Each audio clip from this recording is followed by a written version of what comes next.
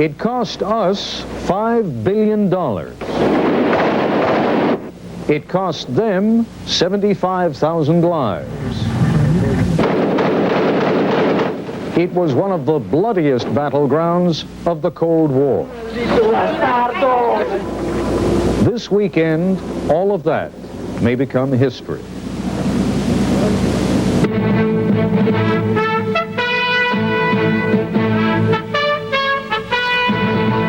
This is ABC News Nightline. Reporting from Washington, Ted Koppel. While we have been transfixed by the alleged cannibalism of Jeffrey Dahmer, the sexual appetites of sometime heavyweight boxing champion Mike Tyson, and the always popular question of whether marital fidelity is a necessary quality in a presidential candidate, a war is about to end. It was one of those regional conflicts that we seemed ready to accept as the permanent background music to the central drama of the Cold War. We and the Soviets could never afford to engage directly. That would have been too bloody. But we would fight forever, or so it seemed, through our surrogates in Afghanistan, in the Middle East, and of course in Central America. On Saturday, in the capital of El Salvador, that country's 12-year-old civil war will come to an end with the start of a formal ceasefire. And once more, everybody seems to think it's going to work. How's that for a little piece of good news that we've barely bothered to notice? Here's more from correspondent John Martin. El Salvador is already starting to rebuild from the ravages of war. On a main highway, workers are reconstructing an overpass. In the capital, bricklayers are building houses. In the shopping streets, people are walking out in the sunlight, convinced, for now, that the violence is behind them. What lies ahead, however, may be the toughest part of all.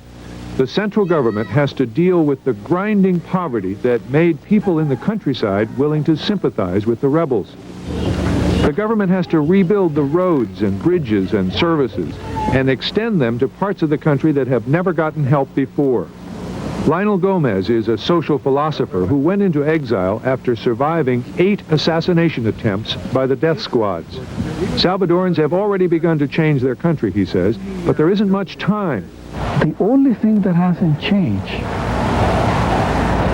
is the 3.5 million people that we have in this country that earn less than $100 a year. That's the real task. And I'm not saying that we should solve the problems overnight, but what we have to do overnight is give these people real hope that change is taking place. Change brings the hope that the flow of Salvadorans to the United States may finally be reversed, but not yet. Each day at the U.S. Embassy, hundreds of Salvadoran emigres return and line up for visas that permit them to continue living abroad. So you're not planning to move your family back here from Los Angeles? Not for a while. Not for a while. Now that the war is ending, have you been giving any thought to moving home? Here? No. Why not? I don't like it here. I'm used to over there. Over there is the United States, where as many as 1 million Salvadorans live in exile, a fifth of the population. What they fled was a battleground that claimed 75,000 lives, including those of at least 27 American soldiers and civilians. The fighting was sustained by the 2 superpowers, the Soviet Union, which supplied the rebels, and the United States, which backed the government. The total cost to American taxpayers, $5 billion in military and civilian aid. A new study for the Pentagon says the United States policy was based on false assumptions and did not achieve its goals. It's a failure. We didn't want a mediated solution, a negotiated solution. We wanted the Salvadoran regime to triumph over the guerrillas. And we always said that the Salvadoran regime is going to have to change. But if they make these changes, they will win the support of the population, and the support for the guerrillas will just evaporate. We were never able to do that. Year after year, the military situation in El Salvador was essentially a stalemate. Mr. Ambassador, has it been worth the money the United States put in here, the lives that were lost here? It's never worth it when 50 or 60 or 70,000 people lose their lives. But if out of that comes something better than what the country went into at the beginning, then at least you can say it was not a sacrifice in vain. I think that it's time to look forward. If we want to see a new El Salvador with prosperity, with tranquility, I think we have to have the courage to forgive and move forward. Salvadorans are trying to do that. The United Nations is helping. Patricia Weiss-Fagan is the mission chief helping relocate Salvadorans. The various groups within these communities are trying to say, if we have development, if we have reconciliation, if we have reconstruction, concretely, what kind of development do we want? It's a very hopeful session, this one, and so I hear much more hope than pain here. Even the rebel radio station is looking ahead. After years of reading communiques and Marxist analyses of the revolution, the station director says it has to make money. We are going to act as a legal station in the next few months, he says. We will seek to set up a participatory radio station where there will also be room for commercial advertising. The pain of reconciliation seems almost unbearable to many Salvadorans, but their weariness of war seems an almost equal emotion. So, with careful steps, the country is trying to put the war behind it. Solian Rivera is 57. She lost her husband and 3 sons. She keeps a picture of the youngest son, Santiago, who was 15 when he was killed. She also lost her home, burned to the ground by soldiers, she says. Rivera shows visitors the steel shaft of a bomb dropped on their village. She reminds everybody that United States taxpayers financed her misery. We want aid from the United States, she says, but not the kind of aid from the past, not more bombs to kill us. The United States should be willing to do as much in peace as it did in war, she says. That is a refrain heard from the rebels. They have asked that United States aid continue to help rebuild the country. Junior Acatado is 16. He has been a rebel soldier only a year, but is ready, he says, to begin a new life. I only finished the 2nd grade, he says. There isn't much I can do. I want to continue learning. Once I learn how to read and write, then I don't have to live anymore by the machete. I would like to be a carpenter. And so the country that suffered so much is trying to build something new. Fortunate, perhaps, that unlike Northern Ireland or Yugoslavia, the hopes for peace now outweigh the fears of disaster. This is John Martin for Nightline in San Salvador. When we come back, we'll talk with a man whose name was synonymous with U.S. policy in El Salvador during the Reagan administration, Elliot Abrams, by a former U.S. ambassador to El Salvador who argues that the United States could have made peace on the same terms at any time over the past decade, and by a journalist who covered both the war and the peace process. This is ABC News Nightline. Joining us from our Washington studios are Elliot Abrams, who was Assistant Secretary of State for Inter-American Affairs from 1985 to 1989, and Robert White, the U.S. Ambassador to El Salvador in 1980 and 1981. And joining us from Mexico City, James Lemoyne, who reported on El Salvador for the New York Times during the 80s. He's now writing a book on El Salvador. We will focus in a moment on the miracle that seems to be about to take place in El Salvador. But Elliot Abrams, I would like to begin with you on your perception of how and why it is that we got to this point. Well, the first thing that we tried to do in the Reagan administration, I must say that they tried it at the end of the Carter administration too, was stop the FMLN. The sine qua non was stop a communist military victory. And then the second thing that happened, and it took years and years after that, was the Cold War ended. I think it was the end of the Cold War that really allowed this, to use your term, miracle to take place. It was inconceivable 5 years ago. And if I ask you the same question, Ambassador White, surely you would have to agree at least on the last part of what Mr. Abrams had to say. The end of the Cold War must have contributed. Well, I think that certainly the end of the Cold War contributed in the sense that it changed our perception of El Salvador. But I think that Nightline's introduction tonight overemphasized the surrogate quality of the revolutionaries in El Salvador. If ever there was an authentic revolution, it was a revolution in El Salvador.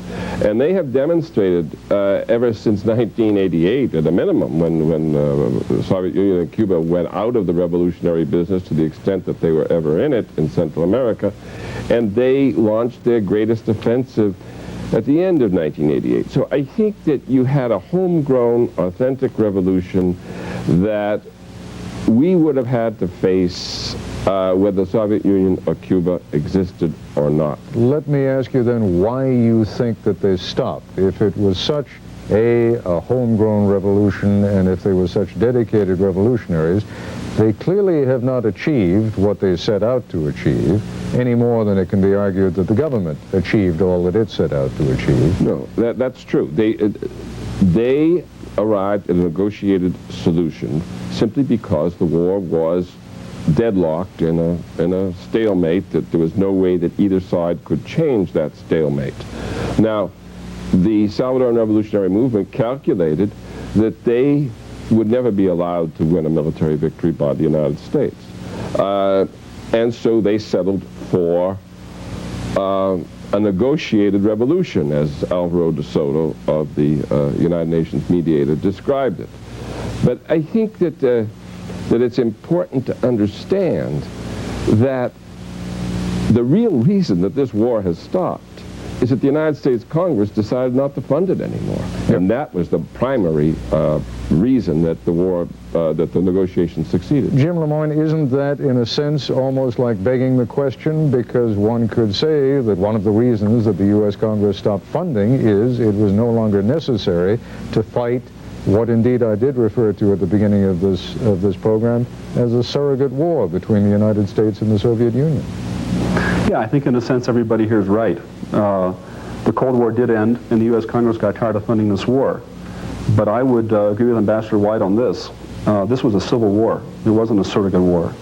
And the FMLN, in these negotiations, won very deep changes in Salvadoran political practices and culture. And it wouldn't have won them without the war. And American policy didn't win those changes. The war did. Well, I would disagree with that in this sense. American policy was first to stop the FMLN because the FMLN was not fighting, don't kid yourself, they were communists, they were not fighting for justice, they were not fighting for free elections, they were a communist group fighting for a Cuban-style system in El Salvador. And no one who reads the materials they've been putting out for 10 years can doubt that. That was why we wanted to stop them. What they have won here is what the United States certainly would have been willing to grant, which was democracy. What the FMLN was asking for in the negotiations which took place with the late President Duarte in 1983-84 was not elections, it was that they would get ministries and that the FMLN would become part of the army. They have not gotten that, they have not shot their way into power, and in that sense our policy has been a great success. All right, gentlemen, if indeed this civil war can be brought to an end, as apparently it has, then perhaps we can also stop debating the past and make the transition into your assessment of what is likely to happen in the near and not so near future, which we will do when we continue our discussion in a moment.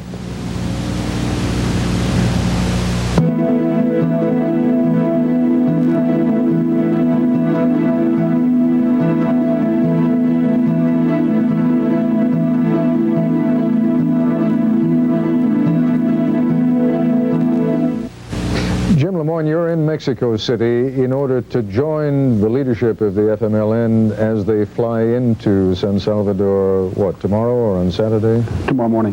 What is it that you expect and they expect immediately upon their return? In other words, let's look at the very near future, the next few days. Is it really likely to go without trouble? I think there's a chance that it will. I think the word, really a miracle isn't out of line talking about what's going on in Salvador right now. President Cristiani is going to meet these guys on Saturday morning at a national ceremony of reconciliation, and on Sunday they're going to be allowed to go back to the war zones where they fought for a decade to meet their own followers. That's unimaginable in the context of Salvador in the last 10 years. I spent the last few weeks in Salvador, both with guerrilla commanders in the countryside and with people in the capital, and there is a palpable longing for peace. Doesn't mean gunmen can't come in and shoot some people, but there's a tremendous feeling that the war should end. And Ambassador White, explain for us, if you would, the quite extraordinary role that the United Nations is going to be playing, at least in the near future now, in terms of running the country and making sure that that some kind of settlement is ultimately reached. The real hope for this peace, making this peace a success, or this peace agreement a success, lies with the United Nations and the 1,000-man plus observer force that will be stationed there, and in effect monitoring both the government forces and the FMLN, making certain that no human rights violations occur, or if they do, that blame is assigned. I think that with that presence there, yes, there's a real chance that this can work. I would say I expect that UN presence to be there for several years. Well, I was about to ask you, Mr. Abrams, to take us that next step then. How is the final transition then made from what almost becomes a United Nations protectorate for a while to a country that is democratic in every sense of the word, and one that manages to combine the warring factions into a unified sort of government? I think it can happen. I think what happens is that over time you can draw down the number of UN people who are present. What you also need is one good election, honest election, with the FMLN participating as a political party. Do you agree, parenthetically, with Ambassador White, that the UN will be there for several years? I think the UN will be there certainly for a year, but I think if you had one national election in which the FMLN was able to participate freely, then everyone would say, look, this is working. We have now worked out a working democracy here. We don't need the UN. So I would say probably for '92 they'll be there, but I'm not so sure they'll be needed after that. I'm really quite optimistic about this arrangement. I think most all Salvadorans of the left and right, as well as the vast group in the center, want this to work. They really don't want the war to start again. Jim Lemoyne, you picked up on my use of the term miracle and said it's not inappropriate in this case. Why then? Why is it working now? We've focused on the end of the Cold War. Clearly the sort of emotional fatigue that a country has to be going through when it's lost 75,000 of its own.